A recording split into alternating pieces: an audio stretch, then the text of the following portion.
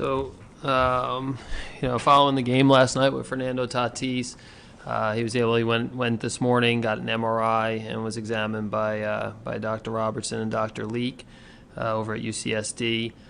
I think overall, like, pretty positive report in general from looking at the imaging. Rotator cuff, bone structure, muscle structure look good. There's some slight labral tearing, which is consistent with really any time you have a subluxation and you have a shoulder that's dislocated. And I think from his situation, it seems like last night the shoulder popped in and out of place. Overall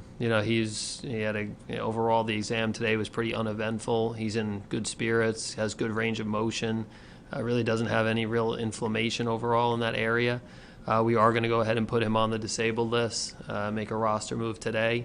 I think, in general for us, I think it's just being safe and, giving the left shoulder inflammation and some of the instability a chance to calm down and, put him in a good spot here. Use the 10 days to continue working with him and, again, like put him in a good spot to continue for the season. But, ultimately it's our medical team and Fernando agreed non-surgical, go the route of, some rest with some exercises that he can do to help that area, help strengthen that area, and hopefully look up in 10 days and, at that point in time, look for him to get back on the field and play. So that's, overall, that's, I think, a pretty positive report, I think, most importantly, he's feeling good today. He wants to be in the lineup, but I think, from our standpoint, putting him on the DL we felt like was the right move, both short and long term, and kind of see, let's use the next 10 days to put him in a better spot and go from there with it. So. All right. Thanks, AJ. We'll open up the questions. I'll start with Bob Scanlon. AJ, then, is the hope that he will be ready to play in 10 days, or you're just going to use the 10 days to sort of strengthen the area, get it under control, and reevaluate at that time? Yeah, I think we'll see. I mean, I think with all these injuries, we'll see how he responds over the course of the next week or so. But honestly, I wouldn't rule anything out. I think this takes him out for the road trip.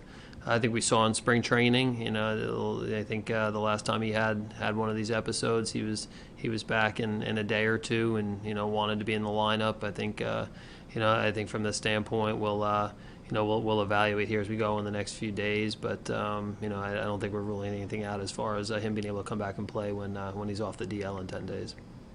Did the medical team give you any indication of how common it is for this to reoccur, and if it does, is there the potential for more damage? What are sort of the risk factors moving forward at this point? We talked about that a lot, obviously. I think, I think them having history with Fernando, I think, obviously being able to do an exam in person, put their hands on him, see how things respond, and then look at the imaging.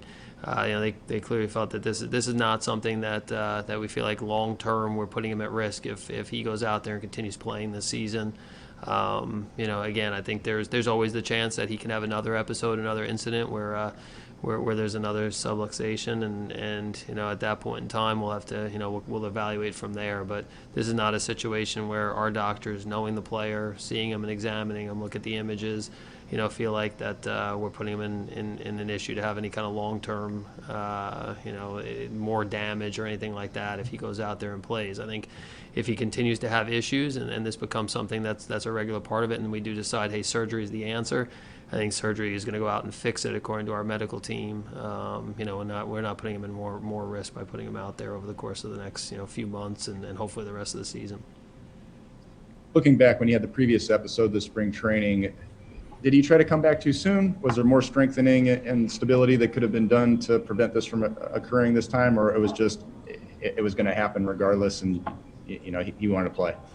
No, I don't feel like that. I mean, I think our medical group, they do a great job. I think in general they're conservative, and I think that they're obviously very realistic, and they're always looking at the the long-term future. They understand how important really all of our players are, and understand this is their careers. But especially a player like Fernando that's going to be here for a long time. So obviously we take that very seriously. I think the group that works with him daily, he was in again, like I think these things, he was on a strengthening program following the spring training incident, and he was doing well. So I think it's just a matter of, I think from their standpoint, probably limiting some of the positions that he may be in. I think but I think he was staying religious with his program, and you always look back and try to evaluate everything and say, hey, could we do some things differently? Especially with him leaving the game last night. But honestly, I think I look at it. There was not a lot of looking at it last night and saying, hey, did we rush too soon? Did we push too soon? He passed every test that we put in front of him. He felt great, and I think this is something that just kind of some of the positions he puts in. I think we're gonna put him in some different spots, and I think honestly, I think he was in a good spot to be out there playing. Now we've got to handle this next challenge here over the course of the next few months. Right, and I guess the question really wasn't questioning the medical staff as much as the player, being honest with himself about how he's really feeling and what he's capable of doing. But I guess you're saying that he felt like he was 100% and ready to go. Yeah, no, and I think honestly, I've had a lot of talks here with people over the last few days, or the last 24 hours, honestly, really since last night. We have a bunch of people in our clubhouse. I think everybody, has their own personal experiences and kind of goes through, hey, this is the way I felt. But I mean, talking to a lot of guys that have played, with a similar, a similar situation and went out and played a full season. Some guys end up having some surgery at the end of the season. Some guys didn't. But honestly, it's pretty consistent. Like a lot of guys will describe an incident like that and then say, hey, the next day I was good to play, and I was good to play for the next 6 months. So that's, that there's some situations like that. There are other guys that, honestly, like it led to, other people in their experiences, hey, led to surgery down the road. So I think everybody's a little bit, from an individual standpoint, a little bit different. So you try to just really examine the individual and deal with that situation. But honestly, we were, we've had quite a few guys that have talked about the situation that were in the clubhouse and said, yeah, was able the next day after feeling pain that night or that minute, honestly, and 20 minutes later, I felt really good. I think the good news with Fernando, he's got full range of motion this morning. He feels good. He examined really well. He doesn't have a ton of limitations, and now we've, now I think it's putting everybody's head together to try to make sure he's not in that same spot here, in 10 days or, when he does come back over the course of the next month. You mentioned the range of motion, and obviously he has incredible range in general. Is that anything that's going to have to change in terms of his swing, or anything that he does on the defensive side in terms of maybe not putting that shoulder in a compromising position, or is the hope that it just play as he's always played? Yeah, I think that's what we'll talk about. I think I think more about in terms of, I know there's always been the debate, his style of play. Have we had a lot of conversations with him about his style of play, and he's obviously an ultra aggressive player, and makes things happen, and I think from that standpoint, I think it's really goes kind of hand in hand with some of the things that we'll do from a strengthening standpoint, and then probably look at, I think we'll be talking about over the next few weeks, whether it's from a finish to a swing, or staying on your feet more on the defensive end, or, kind of where he's at, running the bases. We're gonna continue to examine that like we always have, and I think have a little bit more information, and that'll be part of the next 10 days too. I think part of it'll be kind of a little bit of a reset from a health standpoint. I think a bigger part of it's just kind of digging into what's going to keep him on the field for the whole season, so we don't have another incident like this again, where he's got to leave a ball game, or he's got to be out of be on a disabled list, or miss some time. So I think that'll be really the course of the next 10 days, and over the course of the using this rest period to kind of examine that a little bit and have some answers here going forward. Can you share the roster move with us? Yeah, Brian O'Grady will be activated for tonight. Thank you, AJ. Andy Halpern. AJ, when did you first learn about this shoulder injury, and what was your initial prognosis or understanding of it? Yeah, I mean, I think like Fernando's he's a loose-bodied athlete, so I think really over the course of the last few seasons, this was not something that we dealt with regularly. Last season, honestly, he's got some different strengthening programs that he's on. Like everybody's got some individual programs that they're on due to their body types or structures. This was not anything last season that he was having any issues with his shoulder. Didn't have any issue with a shoulder subluxing or dislocating. He didn't have that last year at all. I think spring training this year was I think the game where he he tagged up on the ball, slid into third first, head first into third base, and then tagged up and slid head first into home, kind of hit home plate hard when he tagged up on the Machado pop up to shortstop. That was the first time I think he left that ball game after the at bat, and his next AB. That was the first time that I think it was bothering him at that point, and then obviously the ground ball to him at shortstop when he left that ball game. So this has really been something more in the last few months, or the last really few weeks in the last month, that we've had to deal with, to this degree. And obviously last night having to leave the game. So I think it's been something that continues to to catch up to him, and hopefully we put it behind us here over the course of the next few months.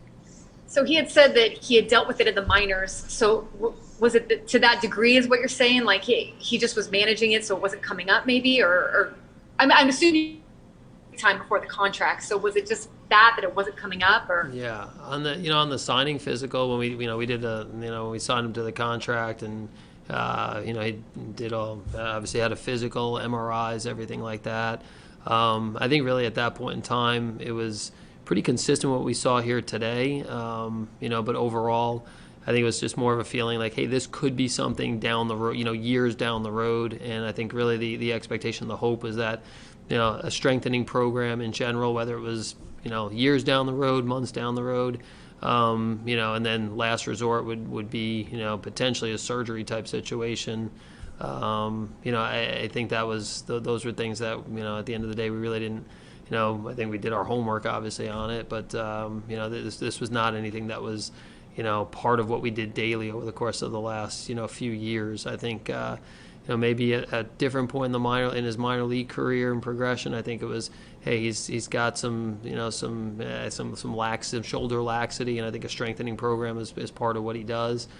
Similar to when he had the stress reaction in the back the first year, where, it was like, hey, he got on a back program to strengthen that area, and that he stayed religious with as well on that front. So, again, this was not something that we've dealt with daily as a medical group in terms of being an incident. It's just more of, hey, these are, this is kind of his body type, and let's make sure he's on a good strengthening or maintenance program for a couple of these issues. And, honestly, it's up until about a month ago, it wasn't something that we really had to put a ton of stock into on a day-to-day basis. Yeah, understood. And thank you for answering that. And just two quick ones. Do you know if it happens more like it's happened in the past few weeks? If that means it's going to happen more, like it's going to pop out more, it's going to recur? And the second part of that is, do you know if he's in pain when it's not happening? Like, is he just in pain when it pops out, or is he in pain all the time, sort of thing? Yeah, I think, what he describes, it doesn't seem like he's in pain really outside of the incident when it happens. And I know the one in spring training when he picked up the ground ball was a little bit more like an aggravation, a pinching is what he described. And then, I think he reacted to that, walked off the field. It was spring training. I think he was, professional in what he did. And then, he talked about really kind of like, minutes after that, and definitely like, the bottom half of that inning, he was saying, if this is a regular season game, I'm not coming out. Now, last night was, it looked different, seemingly felt a little bit different. I think it was, it was more what he described, more moderate pain, what he was feeling, but obviously it was enough to, he wasn't staying in that ball game last night. He walked off the field. When he left the stadium last night, he seemed to be in pretty good spirits. When he woke up this morning, probably more importantly, and here today, he's looking to play. So I think, from that standpoint, it seemingly is something, and you'll have to talk to him, but it's seemingly something where it's more in the moment that he's feeling it, and it's not something that he's, days later, weeks later, that he's, it's a day-to-day thing where he's feeling that pain, a week later. It's kind of like in the moment he feels it, next day he seems to be in a good spot. And that seems to be pretty consistent with what we're hearing from a lot of guys that have gone through it and had similar issues. And then I think the other part of your question in terms of, is this going to continue to happen? I think that's hopefully, like, by us not having the surgery and not going down that route and going down the non-surgical route, I think we're hoping that we can control it and contain it so this does not become a regular issue for him this year or in the future. And if it does, and this is something that's becoming more regular, then obviously that's when you start looking at the surgical route and trying to fix it that way so we put it behind us and can get him on the field regularly. Appreciate it, AJ. Thank you, Annie. Marty Caswell. Hi, Hi, AJ. I think we first learned about the shoulder popping in on a regular basis back in spring training. I don't know how normal that is, but is the expectation that heals itself with strength training, or do you guys feel that surgery is going to be inevitable? Yeah, I mean, I think we'll see here during the year. I mean, I've talking to different people, talking to our doctors. I think there's situations where players, really have not had to have a surgery, and depending on how, severe the labral tearing is, depending on what else is going on in that shoulder, depending on how often and what that instability looks like, how often it's popping in and out of place. So I think, again, like talking to our doctors, the expectation is that we're able to address it right now without having to go to the surgery route. And then I think there's players that'll get through a season, and then the off season they'll have a surgery because they don't want to have to go through that maintenance, that regular maintenance every single day to stay on the field. There's other guys, that have had to do it right away because of the severity of what they've got going on. So, I think from our standpoint, it's kind of a wait and see in terms of. Is it inevitable? I think, I didn't get that. I didn't get that from our doctors today when I asked them that question. I didn't get that. Hey, this is just not just a matter of of when. It's like, hey, let's see where this goes, and it may not be something that he needs to have surgery for. I think I think the hope is we get through the year, and the feeling is we get through the season, and then we re-examine, as we go into the off season and make a decision at that point about where things stand. But they're pretty confident that he cannot really make this worse by playing. Yeah. Because it just seems like injury. He seems to get the injury bug quite often. Yeah, I think in terms of talking to the medical group, and that was obviously a huge question that we all talk about and spend a lot of time on over the last really the last few weeks, but definitely over the last 24 hours. I think in his particular situation, and that's what you got to go off of. I think everybody can speculate and say, hey, in my situation or another guy's situation from a few years ago, but in his particular situation with what the images show, the nature of the injury, how he's examining. Again, I have a ton of faith in our doctors and our group, and they're very confident this is something that, hey, if it ends up being surgery, he's not going to do something over the course of the next few weeks, months, etc. That's going to make that situation worse for the long term for him. It's just going to be something that he's going to have to fix because we weren't able to to keep him on the field and keep that shoulder stable over the course of the next 6 months and hopefully a lot of years. So we'll see where it goes. But I think again, our medical doctors and team. Very confident what they're talking about in terms of we're not putting him in a bad spot. It's just really him being able to stay on the field and hopefully maintain that shoulder stability. Just to clarify, did you say you guys have talked to him about a style of play? Yeah, I mean and how receptive was he to that? Yeah, I mean I think again it's been at different points in time in terms of what's said, what's not said. I think for us following last night, and I think coming off of last night, I think that'll be more of a conversation in terms of part of it's style of play, part of it's just things that he has to do from a positioning standpoint, with his body to make sure that he's putting himself in the best possible positions to stay on the field. So similar to when he had the stress reaction in the back. I think there's certain things that we were able to do in the training room to make sure that didn't reoccur for him down the road. I think we're gonna, I think we've had conversations with him over the course of the last few weeks, following this, the spring training incidents, about what may help him with maintain that shoulder stability, and following last night's incident where we started that process and continue to talk to him about, hey, what may aggravate it, and what's the risk and the reward for doing certain things on the field. So I think that'll be continuing conversation here over the course of really the whole season is my guess, but definitely over the course of the next week, as he's on the IL, we'll continue to have more conversation about that. Thank you. Time for just a couple more. We'll go to AJ Cassavell. AJ, how optimistic are you that this won't recur when he gets back out there? I mean, again, I think as a group, we feel, I think everybody was very confident that surgery wasn't the answer at this point in time. Exactly how he's going to respond and how his body's going to respond. Again, I think we feel like he's got and he's going to have all the possible information, help, medical help, technique to do everything he can to stay on the field and play. In terms of giving it a percentage or sitting down and saying, hey, is it 90%, 85%? I don't know. I just think, like, to me, like, the biggest thing was, in talking to Dr. Robertson, Dr. Lee, talking to Fernando, talking to, the people on our medical crew. They felt like very confident this is not surgery right now, and that, we could keep him on the field. Exact percentages or anything like that. They felt confident we can keep him on the field here this year, and and be able to put him in a spot where he can be successful and not be in pain, and we're not doing any kind of long-term damage. They felt very confident in that diagnosis, and ultimately, we'll see how things play out here over the course of the next couple of months. How do you view, for however long he's out, how do you view the roster you have and how you might go about replacing him? Yeah, no, I think we have a lot of options, to from a middle infield standpoint, from a shortstop standpoint. Obviously, I think tonight it's, Ha-Seong Kim getting opportunity. Jorge Mateo, who's played well so far in spring training and the early part of the season. He's, had a lot of experience playing shortstop as recently as this winter and, in winter ball. Jay Cronenworth can slide over. Manny can slide over.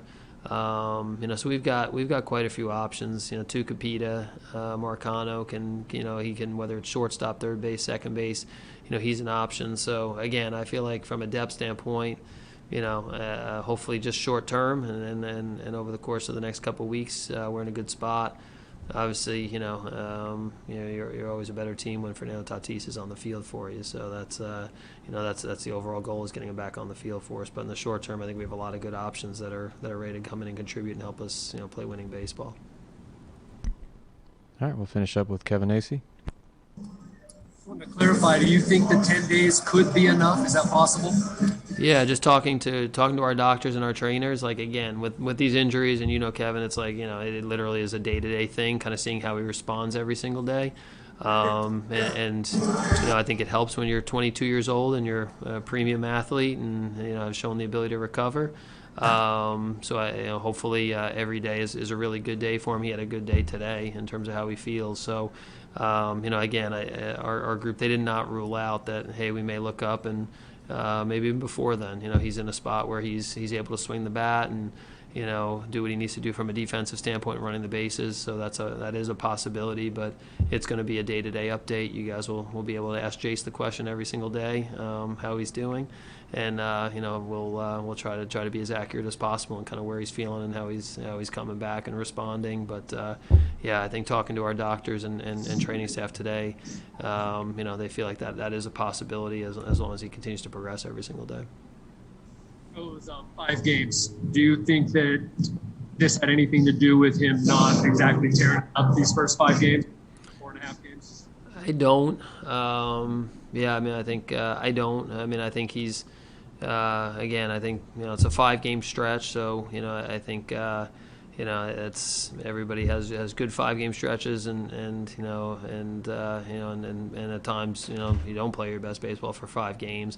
Again, you've seen him, whether he's, I think hitting a ball 465 feet the other night, putting a big swing on a baseball. That was, again, I don't think you're doing that if you're in a lot of pain or not in a spot where you can perform. So I don't feel like personally that, the slower start to the last 5 days had anything to do with it. I think, again, like the incident in spring training and the incident last night was more of kind of a one-time thing.